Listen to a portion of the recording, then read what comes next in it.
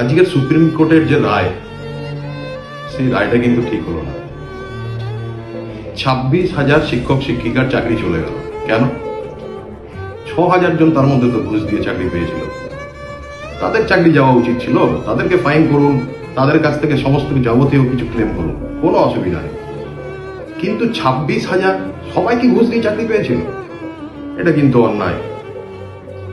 যারা এই 26,000 জনকে চাকরি দিয়েছে, তাদের প্রত্যেকের, সেই প্যানেলের যারা যারা আছে, তাদের প্রত্যেকের চাকরি যাক, বা কোনো উচ্চ পদস্থ নেতা মন্ত্রী যে এর সাথে যুক্ত আছে, তাদের পদ খারিজ করা হোক। আমি সুপ্রিম কোর্টের কাছে রিকোয়েস্ট করব, এই রায়ের পুনর্বিবেচনা করা হোক এবং পুনরায় বিবেচনা করে আবার রায় শোনানো হোক এবং অতি সত্বর এই সিদ্ধান্তকে বাতিল করা হোক। করবেন না এগুলো। যারা 20,000 জন সত্যিকারের পড়াশোনা করে চাকরিটা পেয়েছে, তাদের নিঃশ্বাস কিন্তু পড়লে সবার ক্ষতি হবে। নমস্কার।